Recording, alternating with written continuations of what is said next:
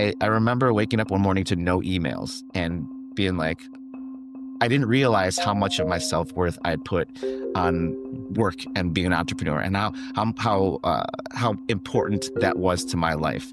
And so for a little while, I taught piano lessons. I was making $25 a half hour, and I was loving it. I was like, but this isn't me, and I can't also pay for my lifestyle on, $50 an hour. And so, with four kids, four neighborhood kids. And so I remember one day I sat up in bed and put my feet on the floor, and I just took a sigh and I said, you can do this. It's time to get back out there and do it again. I'm Brandon Reed, and you're listening to Ready, Set, Startup, a podcast that brings you industry-tested perspectives from leaders working in all areas of the startup lifecycle, so you can learn from the wisdom that they've gained over years in their fields of expertise and apply it in your own entrepreneurial journeys. Let's get into it. On today's show, I'm talking with Ben Brownback. There are few more valuable and harder lessons to learn than to go through the closing of a business, to see something you willed into life come to an end.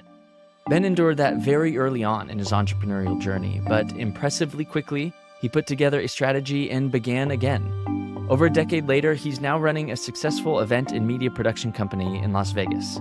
He's surrounded every day by people he genuinely cares about, working in an industry he's passionate about, and creating a culture of giving back that he deeply believes in. In our interview, Ben vulnerably shares his story in a way that I think a lot of you will relate to. It's a wonderful reminder to stay humble, be kind, and to do things the right way. Here's my interview with Ben. All right, guys, today with me we have Ben Brownback. Ben, how are you today? I'm well. How are you doing? Good, man. So good. I'm really excited to have you here. We got connected from a mutual friend of ours, mutual connection, who I really trust. And he said, hey, man, you need to talk to this guy. He's got a lot of good insight. And so I'm really excited to dig right in with you. And let's do that. Let's hop just right into the first question. All right. Let's talk just about your building your business. Let's talk about the startup entrepreneurship journey. Talk to me about your path to entrepreneurship. Why did you know and decide that that was the right path for you? Well, it's funny, entrepreneurship was never something I wanted to do when I grew up. I kind of fell into it, I suppose, which many of my friends that are entrepreneurs have also done. My career started when I was in high school, I suppose. I had a good friend back in Palatine, Illinois, who worked for the local cable station, and they ran this internal little cable network. It wasn't public access. It was like one step above that. And the producer's like, do you want to start a TV show? So I said, sure, let's try it. And so my friend and I would run around with cameras to football games and into school and interview kids. And we started this show called Ben TV, and it aired for 2 years. We ended up doing 10 episodes. We won like an award in Chicago, and it ran in northern Chicago area for about 2 years. And it would run 3 times a week, and it was like 7 p.m. So it was a good time slot, and all the kids would see it. And we ended up there was a new McDonald's that opened up in town. We ended up doing this little promotion with McDonald's that said, say you saw this manager on Ben TV and you get a free drink with your extra value meal, right? So all the kids would pour into McDonald's, and it was kind of like a hangout spot, in high school. Well, someone from McDonald's saw that and they said, hey, you should talk to this kid and see if he wants to come work for our communications department. So I got a phone call and they said, hey, would you like to work for us? I said, sure, I'd love to. And so I went to an interview, and I remember I showed up for my interview, and now I cringe thinking about it. I showed up to the corporate offices in sandals and shorts and a polo shirt, 16 years old, not really knowing what I was doing. And I interviewed with a couple guys, and they're like, all right, well, can you start right now? And I said, my mom's down waiting for me in the parking garage, but let me call her and let me go down there and talk to her. So I started that day with them, and it was a great team. What I didn't realize is that this was a small division of McDonald's that was hiring me. It wasn't their corporate communications or their event department. It was the regional manager or the regional president had 2 people working for him, and they hired me. So I was a 3-person group. What I didn't realize is that regional manager, director was being promoted through McDonald's. And so I would intern with them every summer, and I would intern with them any opportunity I had. And by the time I graduated college, the guy that was at the top of my team, of the 4 of us total, he was now the president of McDonald's USA. And so he really wanted to circumvent's the wrong word, but he wanted to more effectively utilize resources. He didn't want to go through McDonald's creative services to get a flyer made. It was costing internally $1,000 to do, when he could have a couple people do it and do it well and efficiently. And so I think that was my first dabble into what running a business would be like, because I saw someone who saw a problem within a large corporation, said, here's my solution. They're going to do it. It's funny because I look back and it caused a lot of problems because everyone at McDonald's hated us because we were in fact working Yep. against the norm. We were working against what they wanted to do. And we ended up, doing our own thing with them. And then what I ended up doing is I ended up graduating college. I went to school to be a doctor. I thought I wanted to be a doctor. And so I was an integrative molecular physiology major at the University of Illinois. I graduated with terrible grades and I didn't know what I was going to do with my life. And McDonald's said, hey, if you want to come work for us, turn in your cap and gown. You don't have time to walk. We need you out in Vegas because we're going to do an event in Reno. So the next day I turned my cap and gown in, which my mom still has not forgiven me for. And then I packed my U-Haul up and my friend and I drove every one of my earthly possessions in my car across the country to Vegas. It's one of those things I look back on is if you're an adult, you would never do that. You would Yeah, never right, do right. it. Reckless. As a Yeah. kid, it's like, oh, I'll move across the country Okay. with everything I've got in the back of my Yeah. U-Haul. So I moved to Vegas, worked for McDonald's for 6 months, decided I didn't like it. And my boss that was working with me at McDonald's said, hey, we should start this company. I've got a full-time job at McDonald's. I can't leave. Do you want to start this company first? And then as soon as the company is on its feet, I'll join you. And so it was his money, all of his capital. And he was a great leader. His name is Dave. He's one of my favorite human beings I've ever met in my life. He's a guy, even to this day, if I've got a problem or I've got a question about something, he'll be my first call. But so I left McDonald's and I started this company. It was called DAV Productions. We got our official stamp on our business license in December of 1999. Okay. And so we were technically a business in the 90s. And we were an audiovisual company. It was called DAV. And we provide gear and equipment to other productions and other shows that needed it. We started in a garage. Got a great picture of this garage filled with equipment and just me working with one of these high school kids from the church that Dave belonged to, working with us. It was just the three of us. And then about 6 months after that, we left McDonald's and fully engaged in what would be about a 12-year journey with DAV, growing our business, being a full-scale production company, providing gear, equipment, labor, and services for large-scale events. But I think the thing that separated us was the media that we created. So we had full editing capabilities. I remember we had one of the first Avid systems in Las Vegas at the time. Now it doesn't really exist much anymore. It was before people were doing nonlinear editing. We were doing linear editing and tape to tape editing.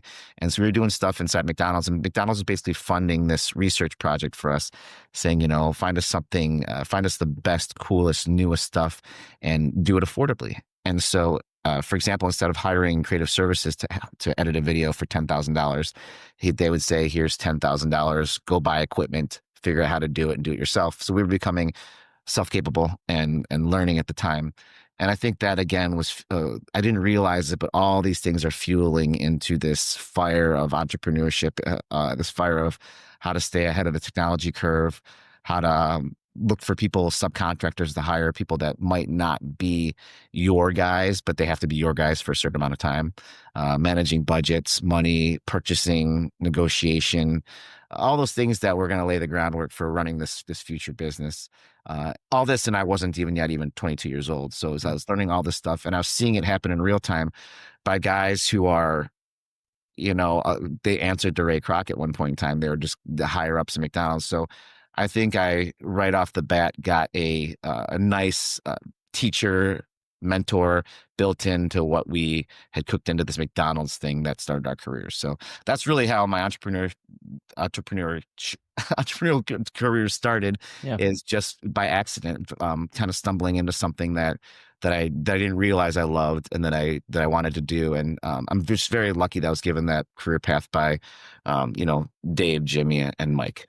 So. Well, you say kind of by accident or stumbled into, but you took a lot of risks there. You took some real steps and leaps of faith. I mean, even though early on it's easier to do that, technically not as much on the line, you really put yourself out there and did it and acted with confidence. I mean, that's what it takes to start. Now, when you guys started growing, did you say that, did I catch it after 6 months, did he leave as well and you guys both did it full time? Was it more of a co-founded deal, or did you do it from the beginning? It was only you as far as at the top and running it? It was more probably between 6 months and a year. It was always Dave. He owned 100% of the company. It was his money. He was about 5 years older than me. And so it was, I was just But running. he left McDonald's and did this. You guys did this together. Yep, exactly. Cool. So, I Okay. mean, his name was Dave, so that's where the kind of the DAV came from. Didn't Yep. really Yep. stand for anything, but it was just a name that we had used. And yeah, he was definitely the full owner. And eventually, I got ownership as the years went on as I got older. But it was his company, and his money, and quite honestly, without his leadership, it would have been nothing. I mean, Yeah.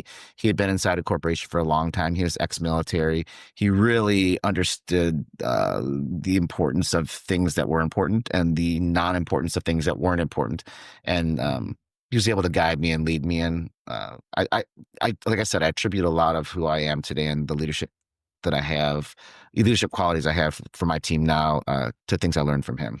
Yeah, that's awesome. So as you were, growing DAV, you were getting started. There was so much you had to learn. Sounds like you had some previous professional experience, but this was really the start of something entirely new. Was it what you expected it to be? Walk me through those kind of early months, years, really, those early years of diving into this. Even if it wasn't you didn't have 100% ownership. I'm sure you were in a leadership position from the beginning and growing this thing to a large degree. Was that the way you expected it to be or not? What surprised you about that process? That's a good question. It's funny because I have two different perspectives. I remember it. It doesn't feel like that long ago. It feels like yesterday I was in my little apartment. Hmm. And then I have a perspective now as of running two businesses, having a family, and it's actually, as an adult now, frightening to think about the Yeah. leaps and jumps that I took as a kid. But we started out in my apartment. I remember that was when we were faxing invoices literally at the time. I went down to UNLV and I bought all the course literature I could find on accounting just so I could figure out, how to do double journal entries, how to use QuickBooks, how to do any type of financial accounting, because I had no background in that. I had no business background, I had no financial background. That really would have helped. It definitely would have helped at the time. So I did a lot of reading. I read a lot of the books, from a long time ago. I'm not a huge avid reader now, but I was at first reading a lot of books on leadership, a lot of books on um, just how to run a business, how to set up a business, kind of dry, boring stuff. But that's really how I taught myself. Between that and just making a ton of mistakes, Hmm.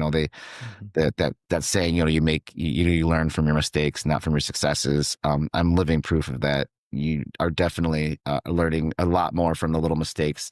I'm still learning all the way to this morning. Some things that happened this morning. I'm learning every day. And yeah, I made a lot of mistakes, which means I made a lot of learnings when I started the company. Hmm. But I did it starting out just reading a lot of books and just kind of watching what other people did, and I became a student of other entrepreneurs and other business owners. Awesome. And so walk me through then. So DAV grew and grew, and I want to even more press into not so much your exit from that, but what did it look like when you started your own thing? Talk to me about the business you're in now. Was that the next step from DAV? Was there a step in between?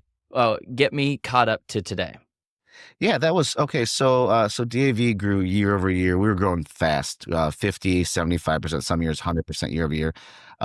Too fast in an industry that was very equipment and fixed asset heavy. So you had to have a lot of lighting, audio, visual. The technology was turning over quickly. You had to have insurance for warehouses and insurance to transport your gear and insurance for the 50 to 100 guys you had running around, riggers, all that stuff. It was a lot. And we grew too fast. And, given a little perspective, it was 2013 that company closed. So it's been 12 years almost. There were a lot of mistakes that were made on my part, financially, logistically. I think that young entrepreneurs, I shouldn't group everyone together. Myself, I'm more talking about. We get a little arrogant. We feel untouchable and like we're on top of the world. I remember saying to Dave at one point in time, it's like I've never felt more in control over all the aspects of our business as I do right now. It's sales, operations, marketing, advertising, all this stuff. I've never felt more in control and in the reins of what we got. And then not even 2 years later, we had nothing. And I think it just shows really how, as a young entrepreneur, you can be arrogant. I was probably between 32 and 35 when that happened. And I just thought I was on top of the world, but I didn't see what I didn't see. And that's the part about business that's always scared me. And I've got a much greater understanding of that now. You know what you know what you don't know, and then there's that piece of the pie that's huge in the business world. What you don't know, and that's the part that will wreck you. In my particular instance, there were some people within our organization working against us that ended up eventually taking down the company. There were things that I didn't know about just the finances of the business that I should have paid more attention to, that took down the business. It crashed really hard. It wasn't a soft landing. So I'm one of those entrepreneurs that knows what it's like to lose everything. I remember there was a time when I couldn't go to McDonald's because there was no money on my ATM card. I had no money. And it wasn't like I was starving, so I don't want to paint that picture. I had a cabinet full of food and I had a nice house and I had a car. It wasn't like I was on the street, but I definitely had sunk every penny I had into this company, DAV, lost everything. I remember I'd just taken a $200,000 home equity line of credit to put it in the business to move us forward in the next phase. Whoa, And then everything happened. The rug got caught out from under us. That loan I'm still paying off, still in DAV. man. And it's 13, 12 years later. And so I lost everything in that venture. And so I remember that was a really dark place. And I think it's a Hmm. place entrepreneurs don't talk about a lot. I woke up one morning and I realized I had no job. Um, if you are an editor or a shooter or a graphic designer, you can put on your resume and probably find a great job if you're good at doing what you do. If you're an entrepreneur and you tank your business, it's not like you're out there. People are willing to like finance you again, It's or a really good point. none of that stuff. So you're really at a dark place. I had at the same time I'm going through a divorce. I'm going through a custody battle for my daughter. It Hmm. is the darkest of darkest times. I don't think entrepreneurs talk about that too much. Mm-mm. They didn't talk about mental health 10 years ago. It was just, Ben's sad, And so I remember waking up one morning to no emails and being like, I didn't realize how much of my self-worth I had put on work and being an entrepreneur, and how important that was to my life. And so for a little while, I taught piano lessons. I was making $25 a half hour and I was loving it. I was like, but this isn't me. And I can't also pay for my lifestyle on, $50 an hour. And so, with four kids, four neighborhood kids. And so I remember one day I sat up in bed, I put my feet on the floor and I just took a sigh and I said, um, you can do this. It's time to get back out there and do it again. I had the help of one client who said they really believed in me and that if I started something else, they would follow me. And this is about 6 months after DAV had closed. So it wasn't a quick period of realization. It was a pretty dark, deep 6 months for me. And I said, you know what? I can do this. But I said, okay, before I jump into this, um, what are my goals? And I'm not the type of person that's writing all this stuff down. Some people are big into vision boards and stuff, and I think that's great. And I wish I had the focus to do that. But for me, it was just mental. It was like, okay, what do I want to do? Because I don't want to do this again. I don't ever want to feel the defeat. And that's what it is. It's not loss for an entrepreneur. Loss stinks. Every entrepreneur feels loss. It's defeat. If you're a true entrepreneur, you are willing to throw everything you have into your business. You're willing to go bankrupt for an idea you think is a good idea. And the one thing that you're most afraid of is losing. You don't want to lose. I think that most salespeople would say that, most entrepreneurs would say that the blow to your ego of losing is greater than the blow to your ego of losing your entire net worth. Because honestly and arrogantly, I'll build up a net worth again. I'll figure it out. That I can rebuild. A loss is a loss. That's on your permanent record. And so I sat out of bed and I'm like, okay, you can do this, first of all. Second of all, what can I do that's going to differentiate what I did before to what I'm going to do in the future? Because I don't want to create a duplicate carbon copy of it and make the same mistakes. I would be lying if I said there wasn't a little bit of fear in the back of my mind about, what if, what could happen again. And I think that, maybe I'll talk about that in a little while, but, that is the thing that I think is my weakest characteristic right now, is fear of what if, because Mm. I'm old enough to know what could happen. When I was 26, I had no clue what could happen. I have the creativity to have the forethought to understand what could happen in business, what could happen to my family, what could happen to the employees that work for me, what could happen to the families of the employees that work for me. I wasn't creative enough to think about that. And now I am. And not only that, but I know what I don't know. And that's that it could be way, way worse. And so I got up, I decided to do it again. But I had to ask myself, like, is this even the industry I want to be in? And there's something beautiful about that and scary at the same time, as I mentioned. Beautiful in the way that if you're a true entrepreneur, if you find something you're passionate about, you can do anything. If I decide I want to start a private school, I could probably find funding, start a private school. If I wanted to start a firm doing something else, I can do that. There's something really nice about being able to do whatever you want to do. But I decided I wanted to stay in the same field because what I knew, I had clients in the field. I still knew people.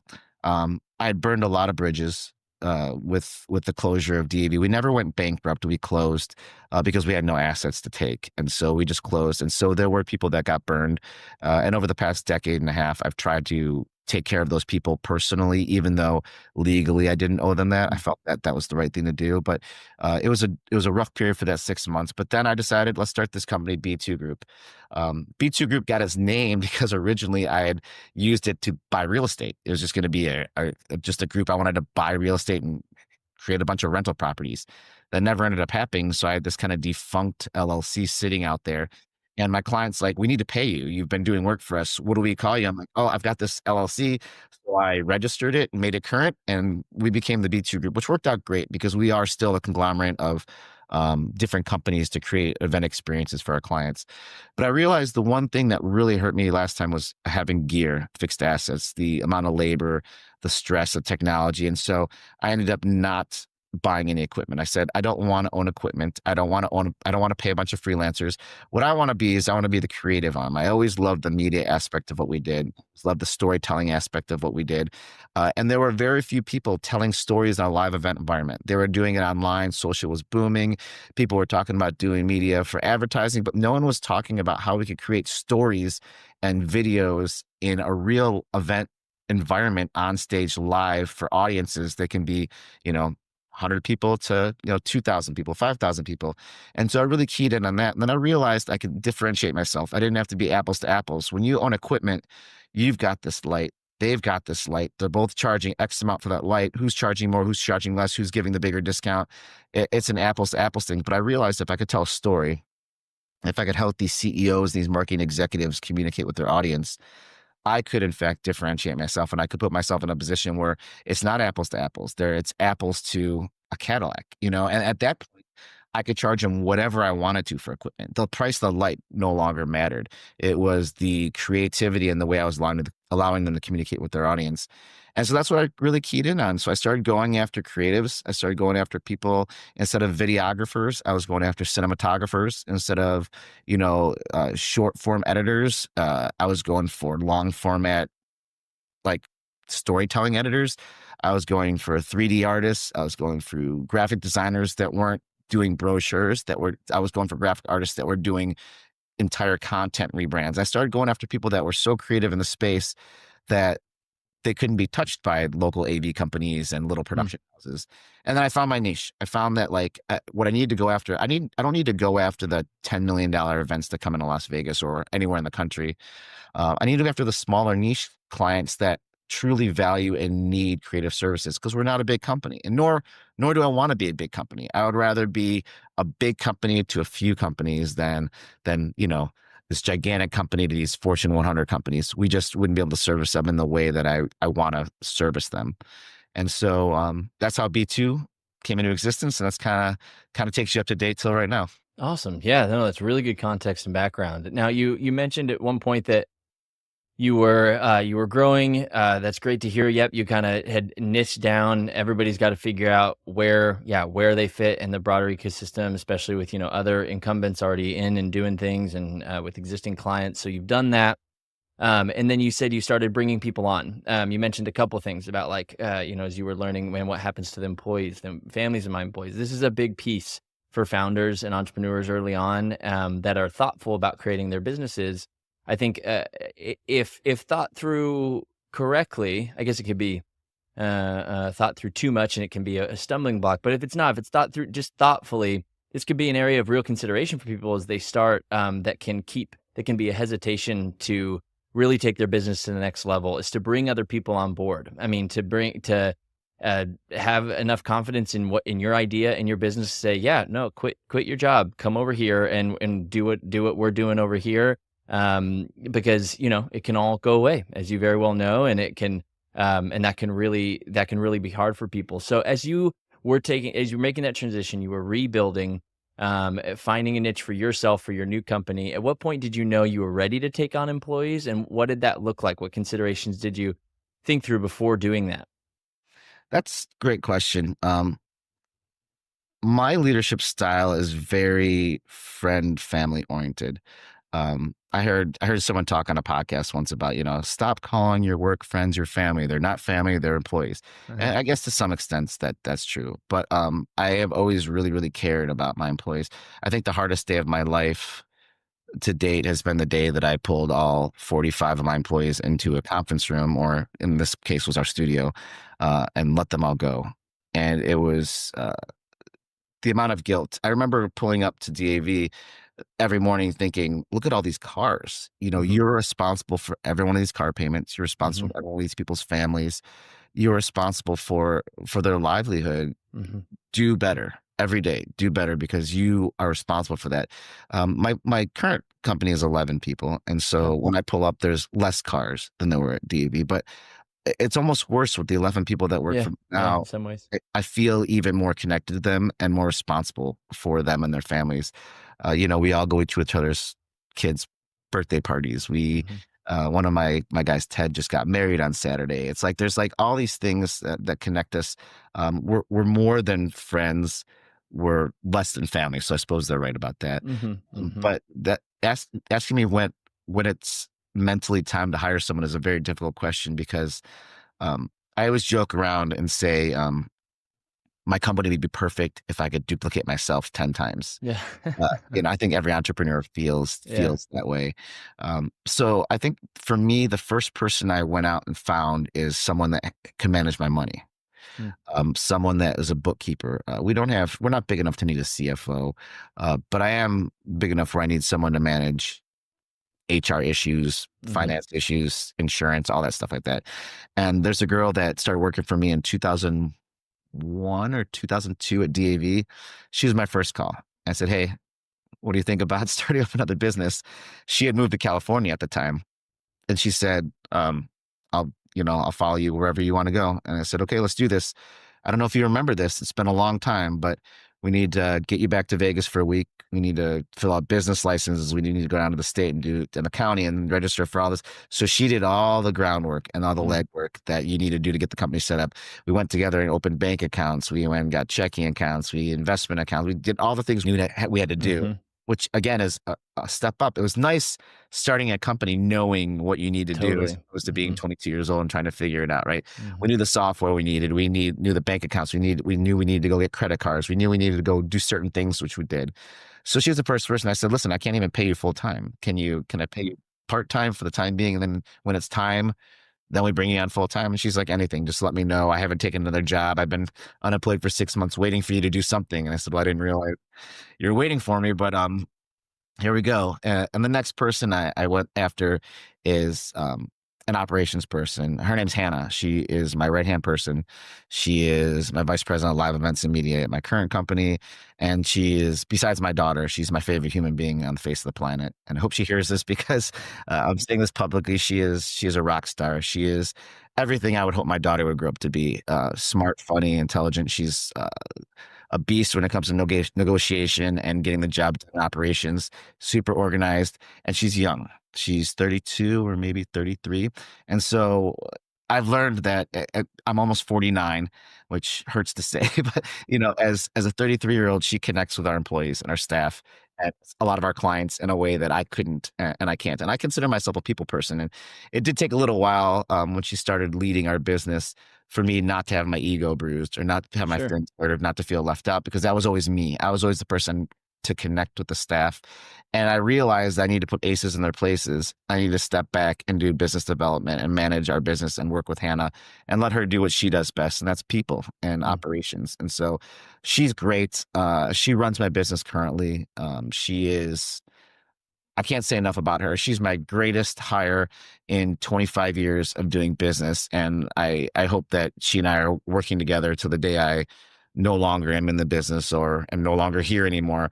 I trust her with everything. And so I think that when it comes to hiring, you have to find those two people. You got to Mhm. find someone to manage your money, because if you don't, I've had people steal.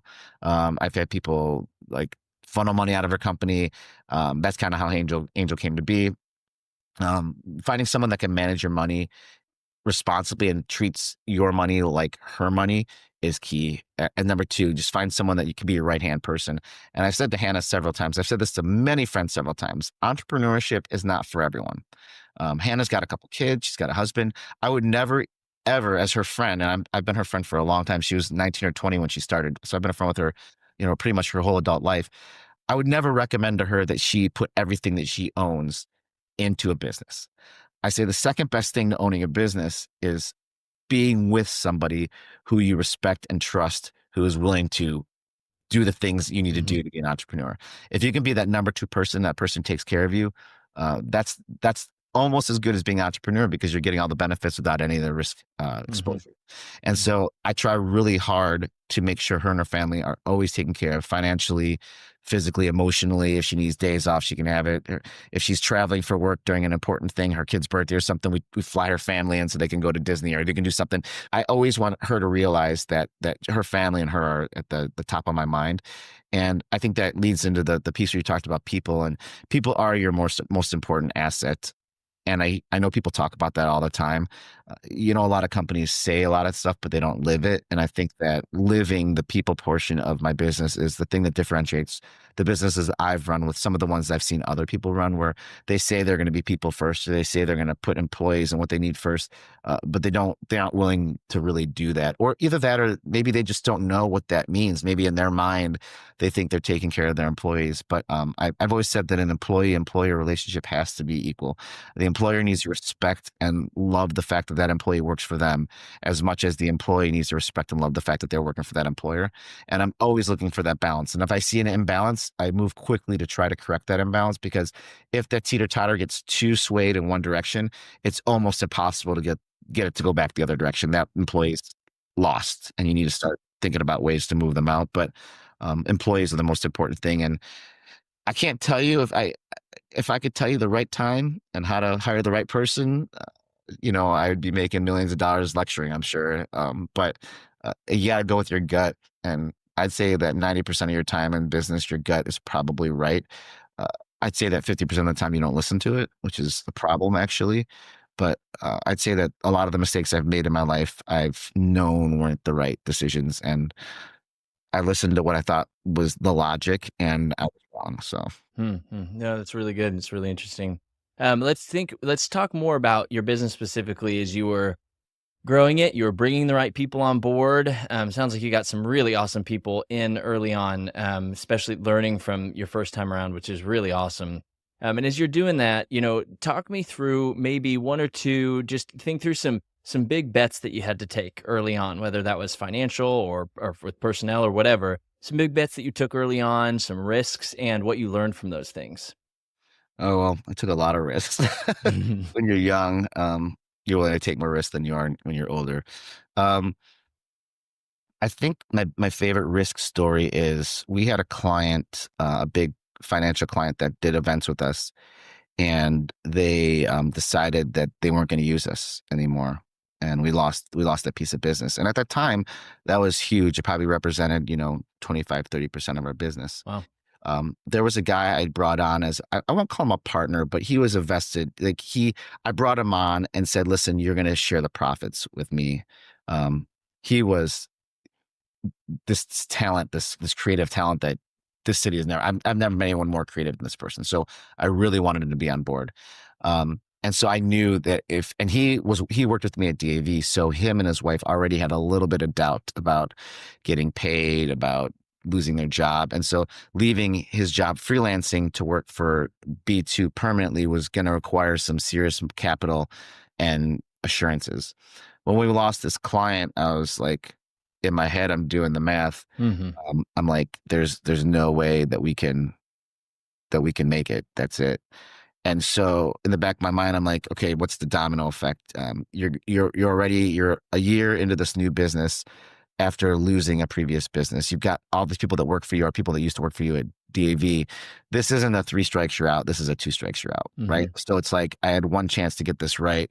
I remember I was visiting my mom at home, and I was just like pacing back and forth on the sidewalk trying to figure out what to do.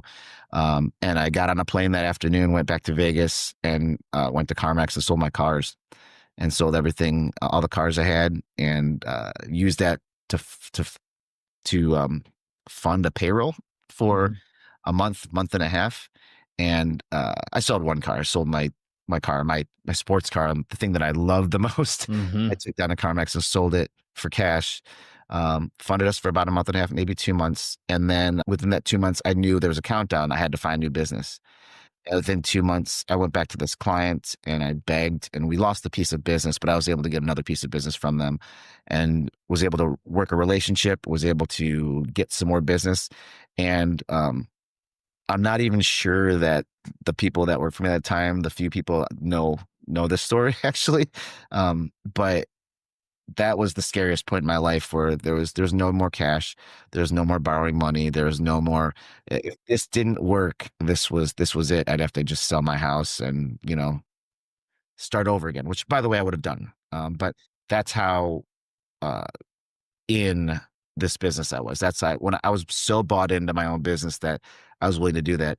Again, as a 48, 49-year old, I would never recommend this to anyone because it's the gamble that you take that right now worked out for me. And anything could change any day, but right now it worked out 10 years later, 12 years later. But it's a big gamble. But that was probably the biggest gamble I took that paid off. And I'm still riding that high today because I'm just so proud of the team and the company that we've built that I look back now and it was worth it, but I know, as you can imagine, it could have gone the other direction real quick. So Yes, absolutely. And that moment, I mean, even there in that explanation, I think a lot of times an entrepreneur gives an interview and you in that period of time you were like, "Oh man, we almost lost everything. It was crazy."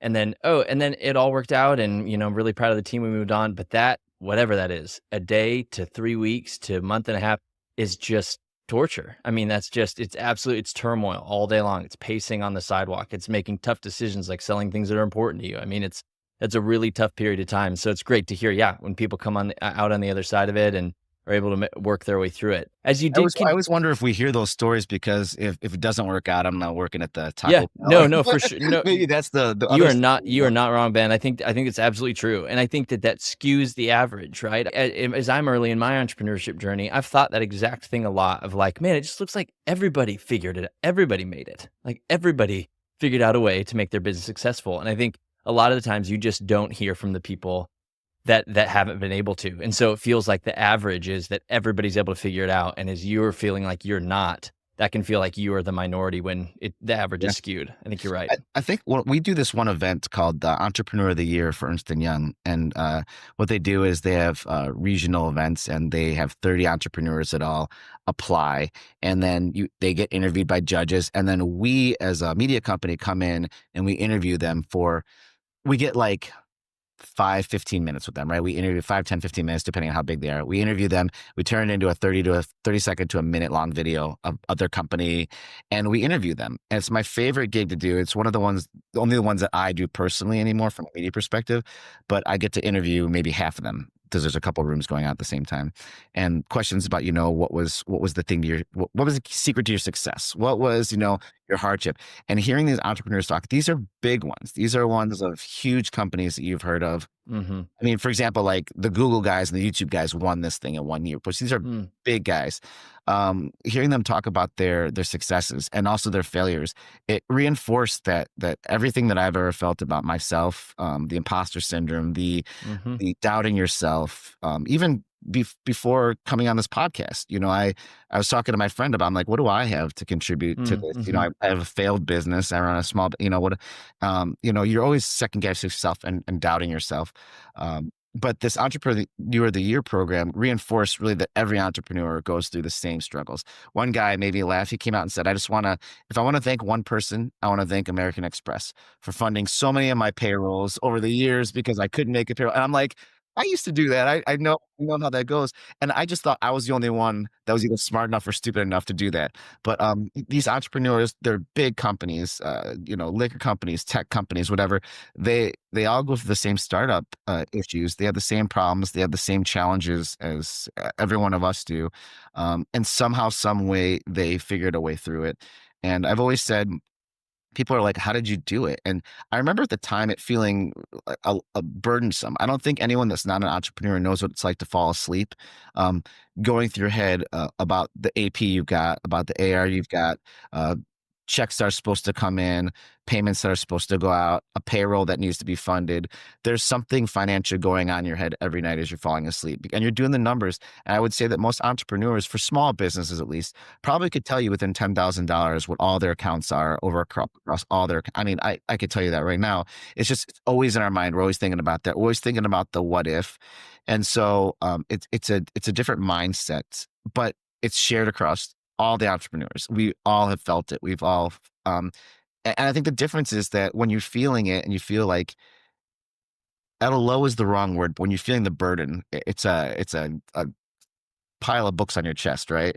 When you're feeling that burden, you just do it. And that's the difference. And when you look back and someone said, how'd you make it through DAV, through being in that dark place, starting a new company to like figuring out how to get through it? I don't look at myself as some like master entrepreneur, someone that's so strong that I was able to, I look at it more of, when you're in it as an entrepreneur, you don't think about it, you just do it. You do it needs to get done. And then you can look back and ask yourself, how did I do that? How did that possibly happen? It's almost like being a parent, I suppose. You figure, how did I raise three kids, two kids, one kid? How did I do this by myself? How did I do this? And you just do it when you're in it. And I think that that's the difference is, we march headfirst into the things because we want to do it.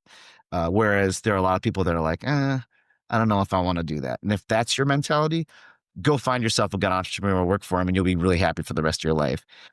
But I think most entrepreneurs want that. It sounds wrong, but we want that burden.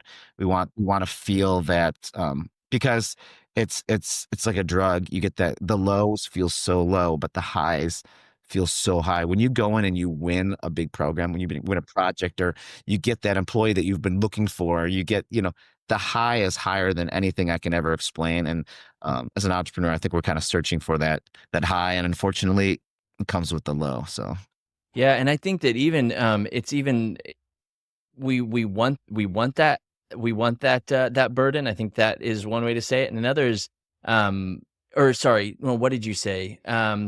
What I mean to say is that you move through this not necessarily because you want to, but because you need to. I think that you have to, like that we put ourselves in a position to where there's no choice, no other path but through. And I think that when that is the case, then often you are on the other side of it saying like, how did I possibly, like, how did that happen? Is because, well, you had to, you didn't have another choice. And I think that's how a lot of times those impossible things get done.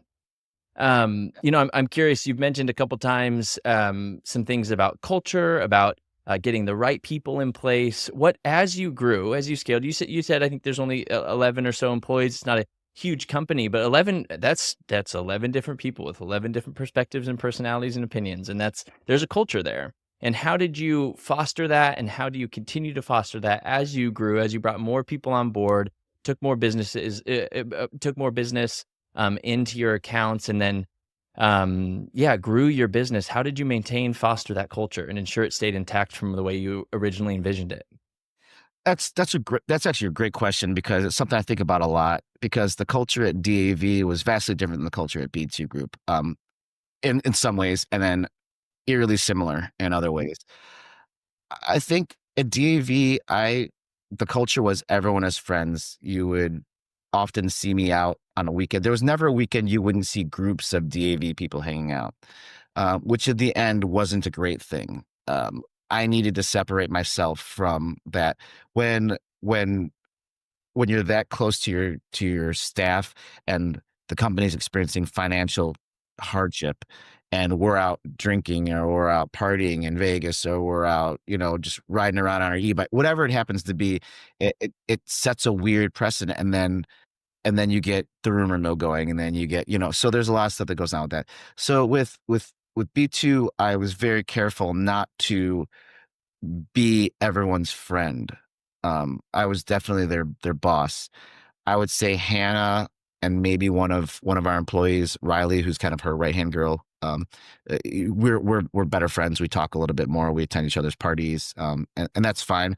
But it's a different level of friendship. It's not like we're hanging out every weekend. Like there are some people at DAV who I would have considered my good friends. Like they would have stood up for me at my wedding if I ever got married again, and that was part of the demise, the betrayal, the heartache of that. And so I realized that I didn't want to be that close to anyone ever again within my business. And it's funny because people always told me, how could you be so good friends with these people? How could you be spending all this time with them? They work for you. And I'm like, no, no, we have a great work friend relationship as whatever. And they're like, man, I don't know how you do it. It's really hard to do. It's gonna be hard to separate. And I'm like, it's fine. It ended up biting me. I mean, some of these people who I thought were my friends betrayed me in a way that I could never even imagine. And Hmm. so it's the fear of having something like that ever happen again that I think will keep me from ever letting that happen at B2. Hannah, who I've mentioned several times, she's a great culture person. She's fun, she's funny, she's smart. I don't want to inflate her ego any larger than it already is, but she really manages the company and the culture of our company because I think that the company's culture takes on a lot of their leaders. If you want to find out what a leader's Hmm. like, go look at some of their employees. If you see terrible behavior by some staff, you're probably going to find managers and directors who have terrible, manners and things they do themselves. I think that our company is a good example of doing the right thing. The one thing that I've always wanted to do is we want to do something charitable and something in the city that directly affects our residents every month. And so there's a girl, Chris, that I appointed to do that right away. And every month we do some type of volunteer charity thing. It's something that's really, really important to me. And so I think that from a charitable aspect, we are a really, really charitable organization. We give a lot back financially and our time to the community and organizations across the world. That's partly where I think my personality comes into play. Hannah also letting Hannah do the things she needs to do is also part, I suppose, of my personality. But the culture of the company really comes from her and me. But at this point, mostly her. And and I used again for a while I was very jealous is the wrong word, but I was very protective of that and wanting, and I realized again that I need to have good culture and good relationship and good communication with one person, and that's Hannah. And I realized my job is no longer to try to appeal to the masses, to try to micromanage the masses. If I wanted this thing to work, I needed to trust someone like Hannah. I needed to empower someone like Hannah and teach her because her disadvantage in life and in business right now is only that she's young. She hasn't seen the things I've seen. She's willing to make decisions that I've seen not work out. And so being able to counsel her and talk with her about things that I've seen and question things. She's also incredibly intelligent. There's things that I am dead set want to do. And she's like, hey, we need to think about it this way. And I'll be like, maybe you're right. And I think that a lot of times she and I end up halfway in between. I'm kind of a, and I know this about myself. I'm kind of a no person. When you bring an idea to me, the first thing I say is like, no, I don't want to do it. And I've learned through time that I just need to say, listen, I'm not a big fan of that idea, but give me 24 hours to think about it. And a lot of times with a little bit of input and a little talk from someone like Hannah, I can be convinced to come to some version of that. But I think the culture of a company is ultimately important in the product that that company produces. I think that if we weren't a fun, empathetic, hardworking, honest company, we wouldn't be able to provide those same qualities to our customers, and that wouldn't sit right with me. So, culture is hugely important and at the center of everything that we do, I think. That's great. Yeah, I saw on your site that it's clearly very important to you guys that you guys are giving back and you're involved in charity. And I totally agree. I think that it not only influences you, your company, the people, but then the products you produce and the clients you serve. So I think that's great. Um, let's talk a little bit about as you're operating your business. We've talked about kind of as you get it started, how then you're growing it, the people you're putting in the right places. But as you're operating in the capacity that you operate in now, Ben, what is some gospel truths that you consistently go back to, again and again, just a principle that you continue to live by that's proved itself out to be helpful and useful for you in your business? I've made some mistakes in my career where I should have made the right decision. And I convinced myself that for the good of our company, that this is a decision I need to make, whether it be backstabbing someone or whether it be shorting a company, whatever it happened to be. I was convinced through my clients and through my employees it was the right thing to make. And I will never do that again. Like I've consistently said, my morals need to stay centered. And I think that a guiding set of morals is the most important thing as an entrepreneur. I feel like you can situationally, things change. The line is moving every day, like what you should do, what you shouldn't do.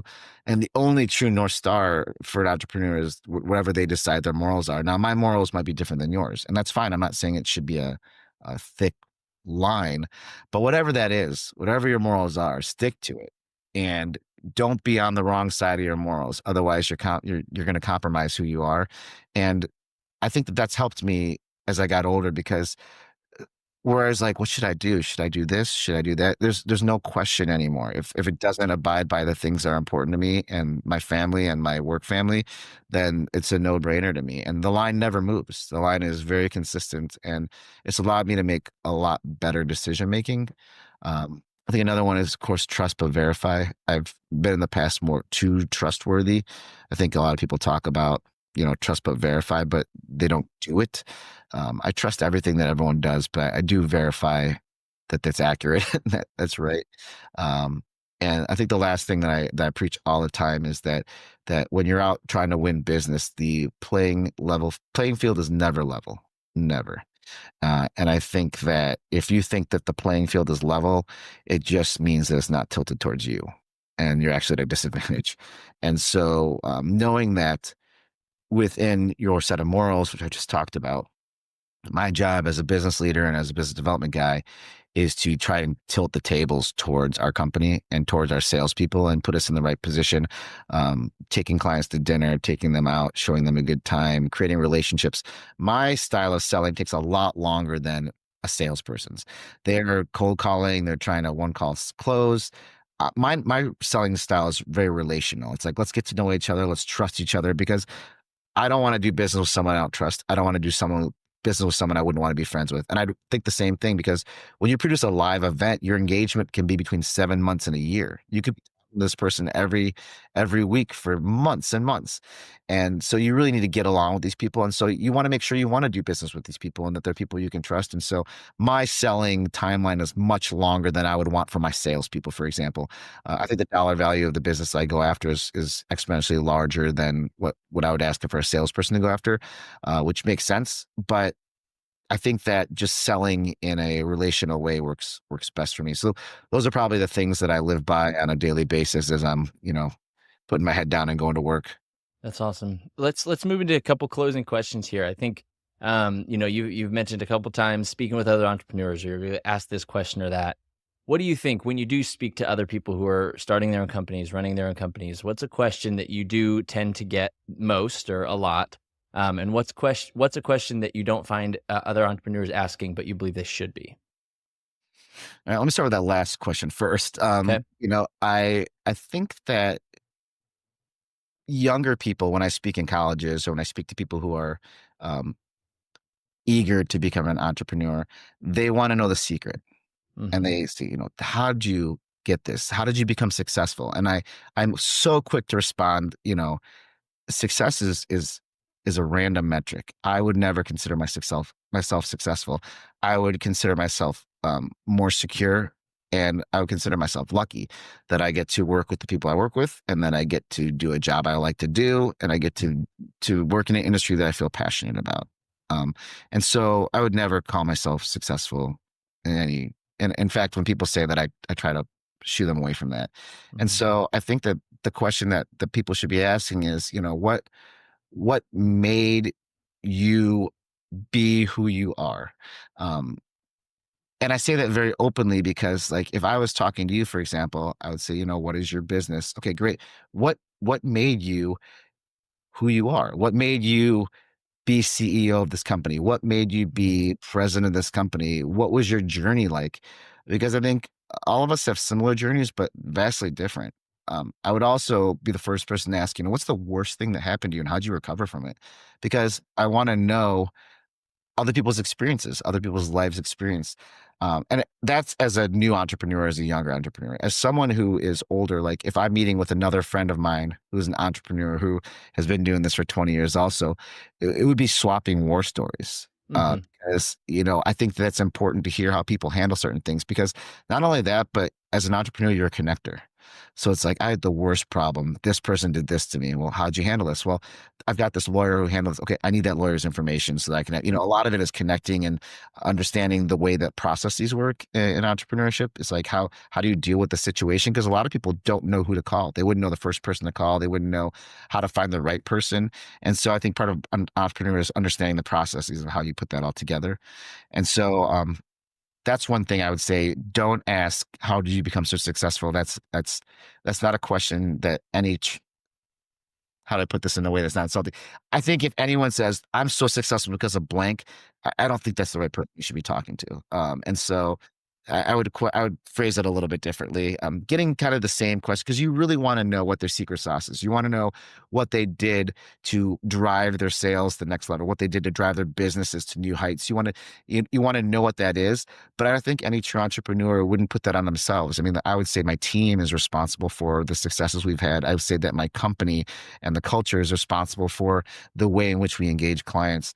And so I don't think it's ever the entrepreneur. There are brilliant entrepreneurs, don't get me wrong, but I think the majority of them would say their teams are responsible for the successes that their company has felt, and they would never put it on themselves. So maybe a few would. So let's just imagine that you woke up at the very start of your career. You have all the knowledge that you have now, all the things we just walked through, the things you've learned, the war stories you've been through. You have all that knowledge and experience, but you're at the very start of your career. How do you spend that first week of your fresh start?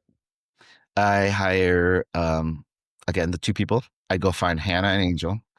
Those are the two people I go find first. After that, I would get go find my attorney and go find my accountant. Those are the two people I think that you need the most. A good attorney that's gonna not only Operations, money, legal, those key exactly pieces in and place. accounting. Yep. Yeah, those are the four things I would go for.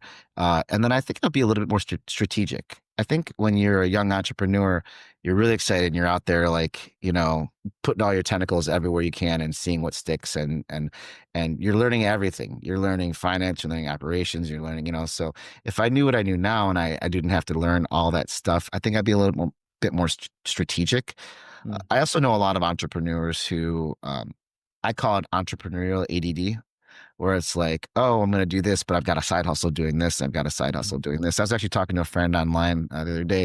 He was talking about side hustles and when they're worth it, like how much money you would need to make on a side hustle in order to overcome what you'd be giving up with your family or other things. And I said, mhm, what? If you're an entrepreneur, why in the world would you ever have a side hustle? Your business is your hustle. Why do you need a side hustle? He's like, well, I know some people try to do real estate, blah, blah, blah. I'm like, well, that's great. Well, why would you, if you're a real estate agent, why would you take $100 an hour side hustle? I said, you know how many hours you would need to work at $100 an hour, which is still a lot of money, but mhm, $100 an hour to equal the amount you could get from one closing. If you spent mhm, 100 hours, you'd make $10,000. That's mhm. like less than you would make for a house closing. Why wouldn't you spend that 100 hours with your marketing? Why don't you spend that 100 hours going out and find your business? And so I think that entrepreneurial ADD is something that a lot of entrepreneurs that I see have. And I try to steer them. I'm like, find your focus and just be Mhm. like excellent at that thing. Now, so lastly for you, got one more question. What's one tool, quote, or book that you have found indispensable to your personal or your professional progress over the years? There's two books I like. One is called Good to Great. Everyone's read it. I just think it's fascinating reading about these companies. And another one is The Contrarian's Guide to Leadership.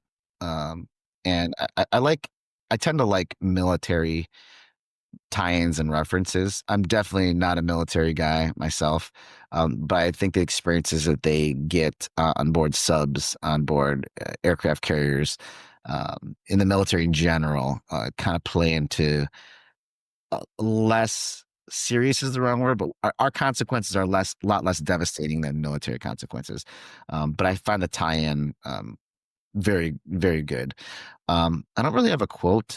that I live by. I just try to, it sounds cheesy, but I try to just be a good person. And that applies across the board to my employees, to my vendors, to my clients, to my family.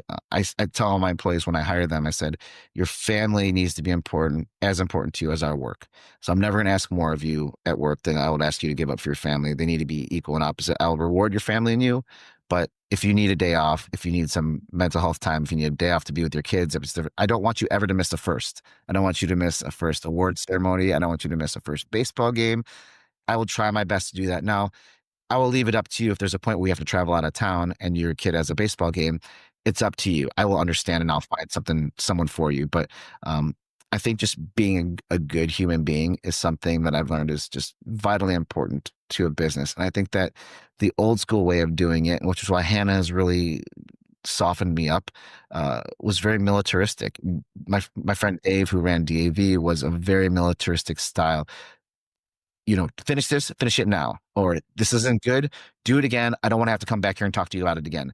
You talk to one of my employees like that right now, and wow, it just doesn't work like that. I mean, it's a different generation. And so softening me up and just being a good person is something that I've learned. I shouldn't say being a good person is something I learned, but I've learned it is the most important thing. Not barking orders, not commanding. I've said that your greatest gift in leadership is if you can get people to do what you want them to do and make them think that it was their idea. That's true leadership without taking any credit for it. You get the objective done that you're looking to get done. It's non-ego driven. It's what's best for our business. And if they feel like they're a part of it or is their idea, then more power to them because it only benefits the company as a whole. And of course, as the entrepreneur, you get the ultimate benefit. I mean, you also get the ultimate failure if things fail, but you get the ultimate benefit if it works. And so those are the principles I try to run my business by and live my life by. Awesome. Awesome. Well, that's great. Ben, this has been super helpful. There's a ton of good insight here. Your perspective and your experience is really, really rich. I know a lot of people will really resonate with it. You said a couple really transparent, honest things, which is honestly what this show is all about. I want to kind of peel back some of those layers to entrepreneurship in the startup world, and this like black box that sometimes it can feel like is surrounding the idea of starting a business of like, it's only for this type of person or only for but you really painted a really helpful and really relatable picture to like, listen, this was just me. I was just a guy, started a business. Here's what I've learned along the way. I think a lot of people will resonate with that. So I appreciate you taking the time, man. This was great. My pleasure. Thanks for having me. Awesome. Well, thanks so much. You take care. If you guys enjoyed the show, leaving a review is the best way to help others find it. Second only to sharing it directly with your friends and family. Thanks so much for helping get the word out. Hit me up at brandon@readysetstartuppod.com. If you have additional questions about a topic I covered, have suggestions about another area you'd like to see me dig into, or just want to say hi, please reach out. I'd love to get in touch. Keep imagining, keep creating, keep inspiring your spheres of influence with what you're passionate about. The world may just need that dream that's in your head. See you next time.